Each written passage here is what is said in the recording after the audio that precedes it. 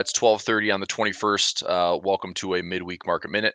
Let's take a look at all things stocks, options, forex, cryptos. So, just taking a look, things are pretty quiet on the day. We're still just kind of lightly bleeding lower. SPY's down 0.3%. S&P, S&P down 0.3%. So 1/3. Qs are down a little bit more, 0.88. Dow down about a quarter, 1%. So things are just slowly bleeding to the downside, all likely hinging on Nvidia earnings when it comes to aftermarket today. So here is the review of some of the notables this week. We had all-time highs hit again on Walmart. Rio Tinto is a cop play. I want to take a look at that one today during the session. We had some we have some EV, the electric vehicle space between Nikola and Rivian and Lucid. Aftermarket today, Nvidia is the big one. I mean, look, it's like top 4 companies in the world.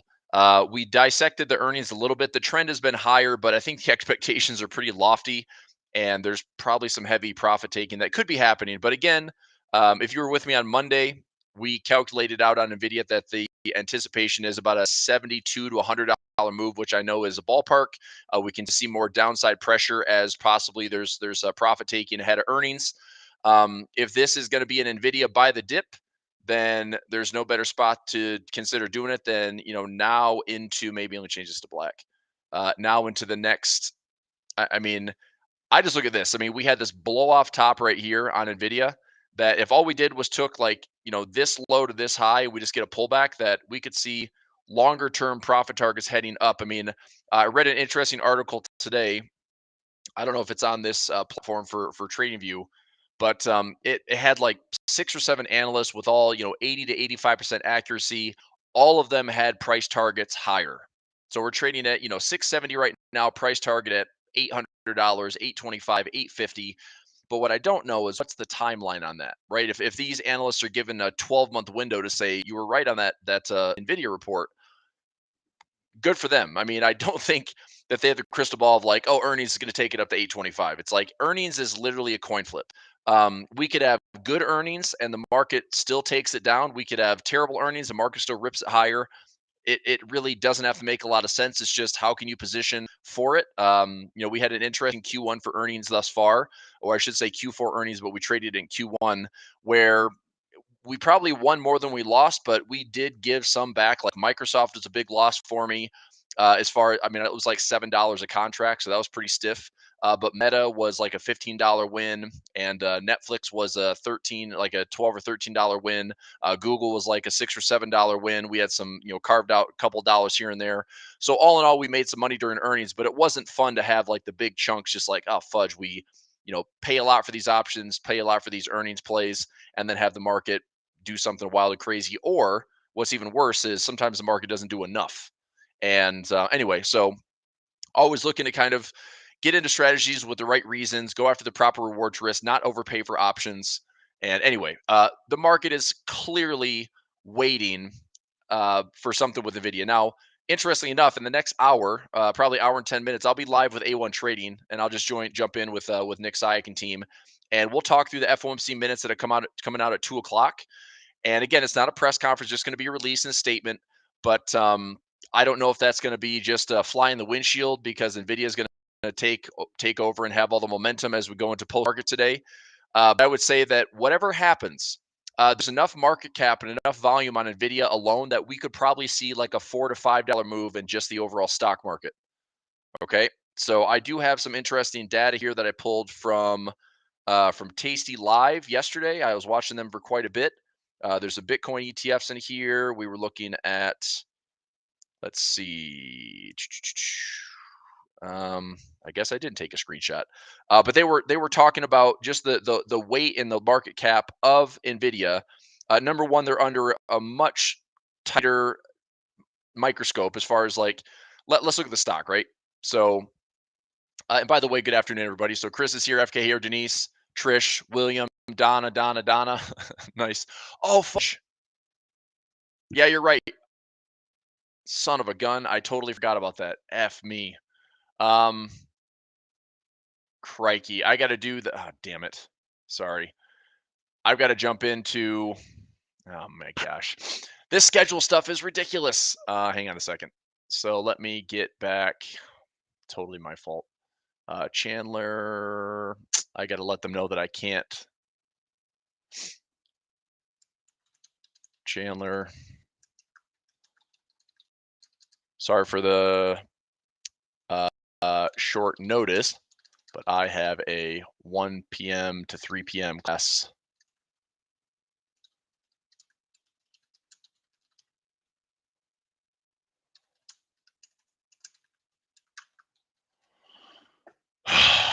That I'm running today. So I'll miss the 145 FOMC collab.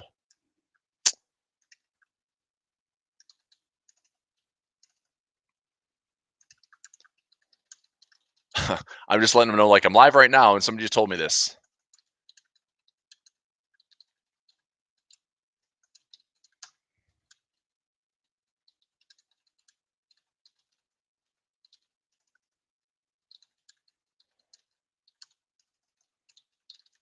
All right, so I'll let Chandler know.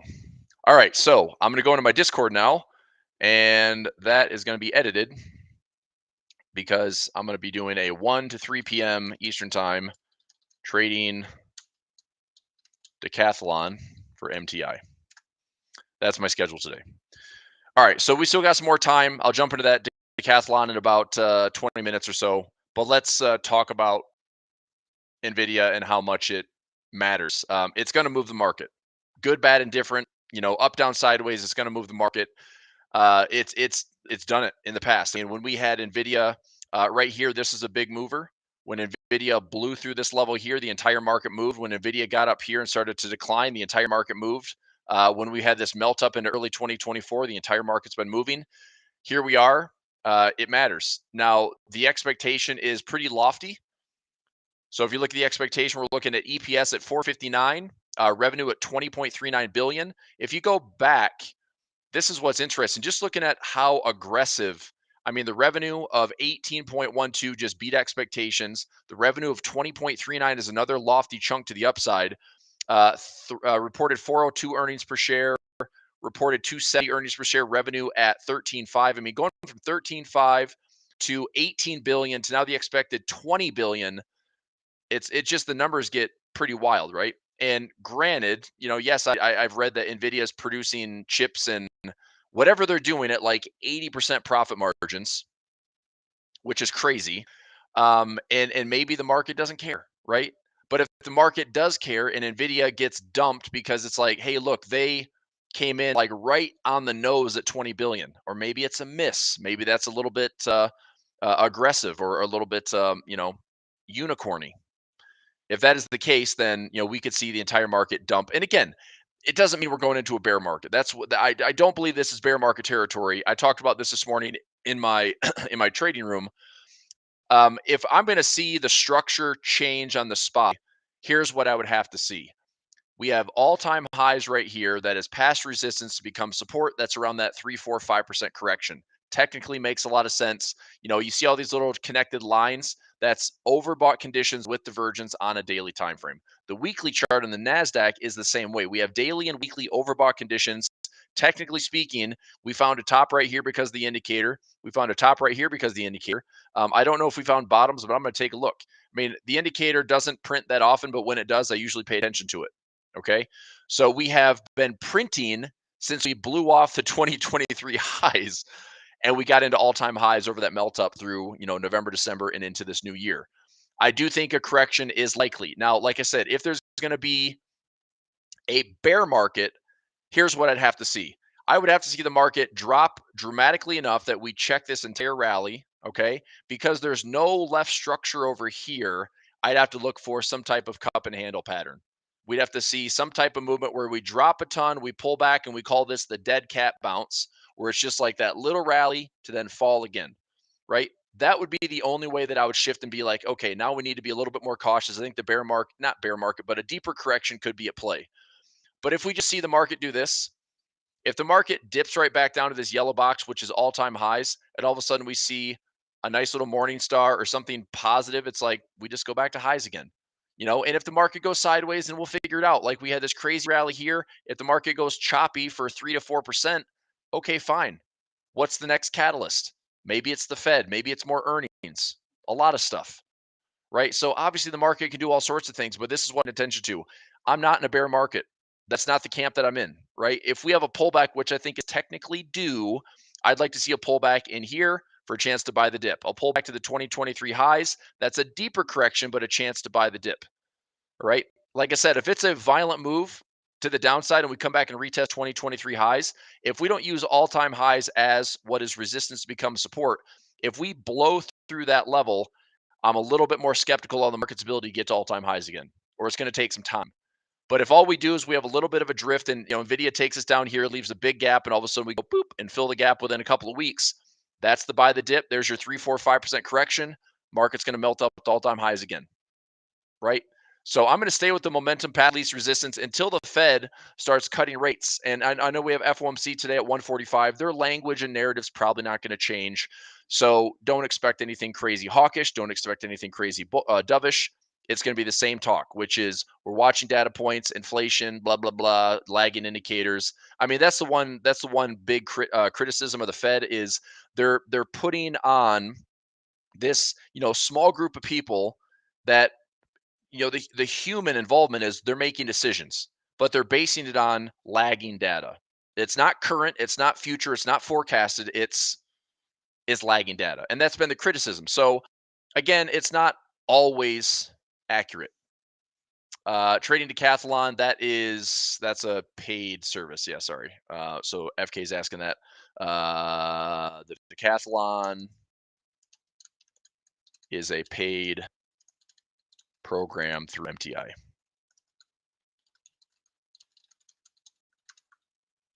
That would have been, early. That would have been January 2024. So traders have already been in that. I think this is their, I don't know, maybe their 4th or 6th session. We've been doing sessions that, Tyson had some.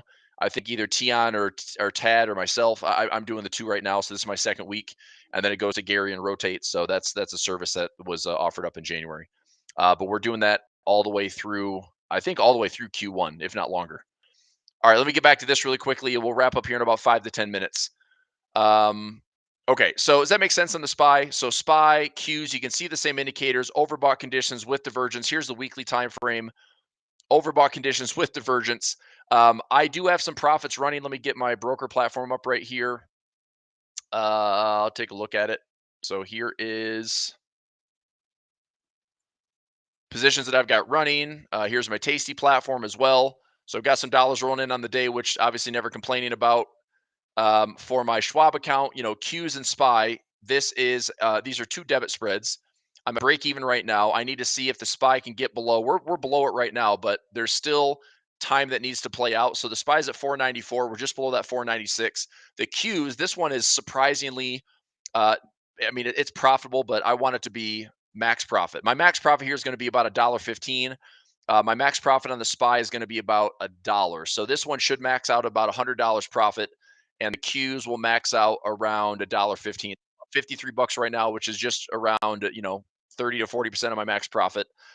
And all I need price to do by the end of the week is stay below 431. So if we still have more downward pressure by Friday, I'll take $5 profit for here. This is probably trading at 4 and change. So it's trading at 420 and max profits at 5. So once we get up, to $5 or 490, 495, that's my max profit. So that'll be a nice little chunk there for $2.15, hopefully, if we cooperate. And then I'm looking at some butterfly spreads, which I have over in my Tasty account. And I'm looking for something like this. So let me take this one out. Positions, SPY. I've got some butterfly spreads with, very low risk. I was risking like 20 to 30 cents on the debit side for a, 9 or 10 to 1. I'm not going to hold it all the way to expiration. I just want to see if price drifts into my windows. I need the SPY to either get down to 487 or get up to 503. And I'm trying to think how I have this one spaced out. I do have, oh boy, I'll check the trades. I think we have them in.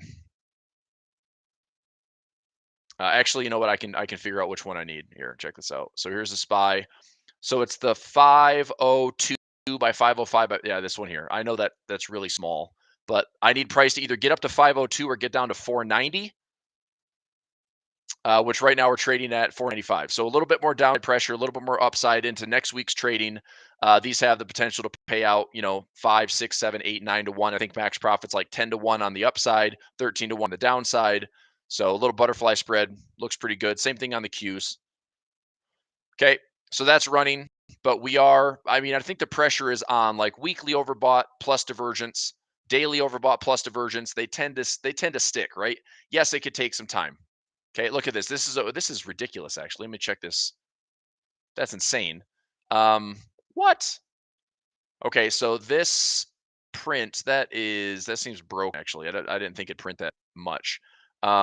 Anyway, I mean the indicator just it works. It just takes some time. But on the daily time frame, they're all the same.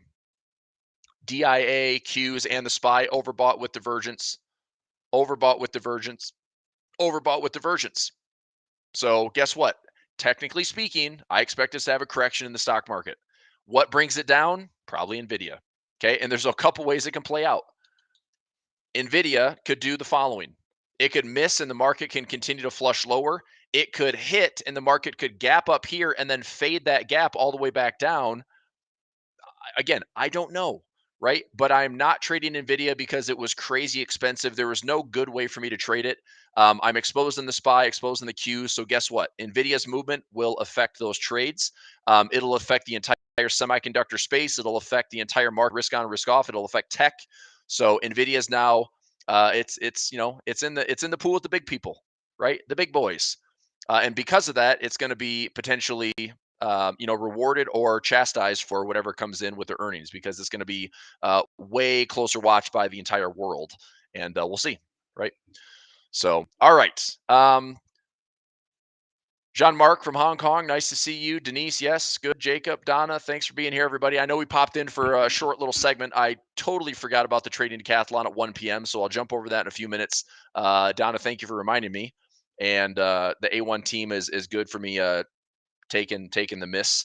So I don't know. I mean, that's kind of what happens. It's like service, service, service, class, class, class, schedule, schedule, schedule.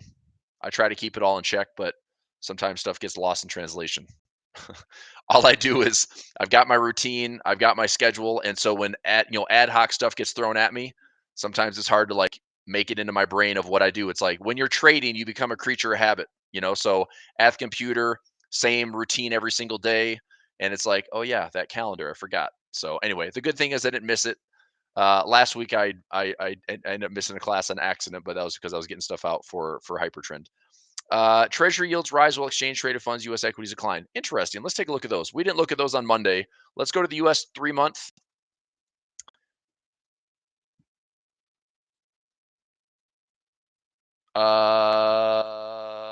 Hang on. That's weird.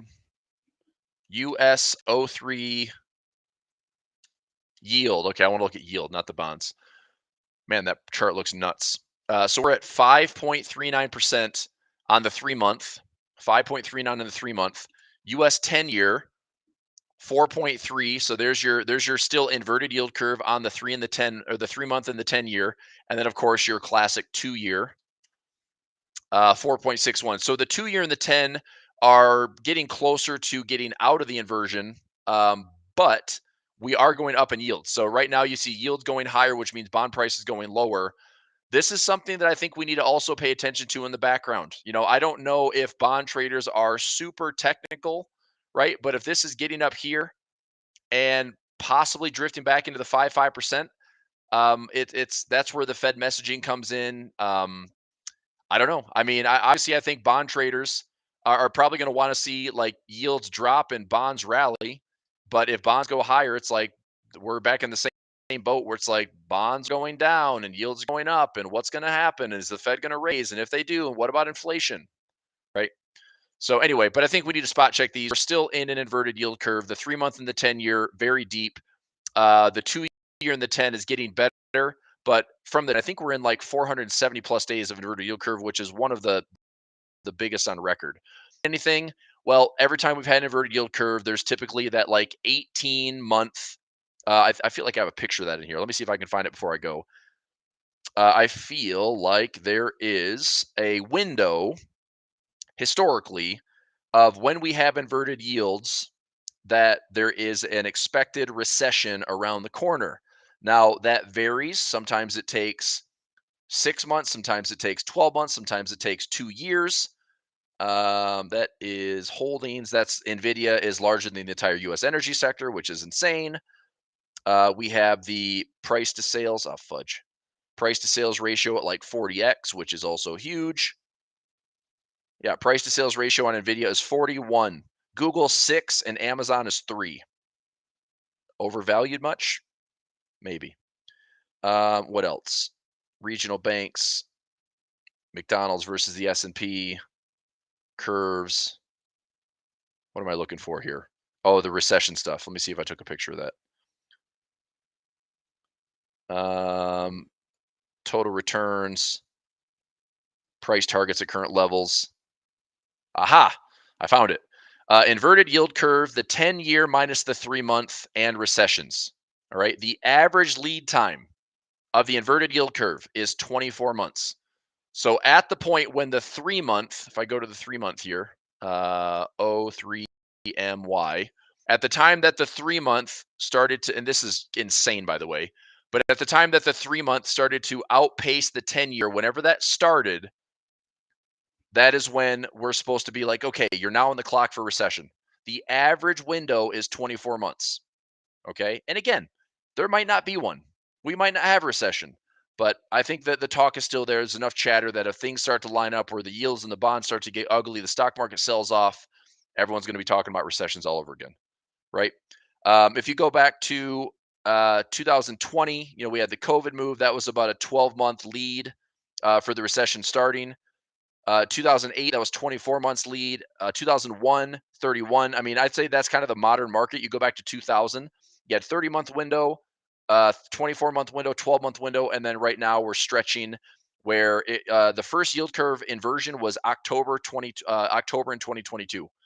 Okay, so we're now what 12 to 16 months, and that the average is 24 months. So for 12 to 16 months, there's still maybe another. I mean, we could go this entire year with no recession, and guess when it hits? End of the year into new administration, 2025. So guess what? What's that mean? Does that affect my trading right now? Maybe it's more melt up. You know. Insight into Bitcoin. Yep. Bitcoin, I think we can hit. I don't know. I think 68K is the first real milestone. Obviously, we get to 68K. It could be the momentum all by itself can get us up to 100K. So I'd love to see it, and I'm not putting a timeline on that. So the question is, what's your insight in Bitcoin? Does it hit 100K this year? I'd love to see it, but what I can say is I'm just buying pullbacks. So we get pullbacks and dips. I'm happy to buy more Bitcoin.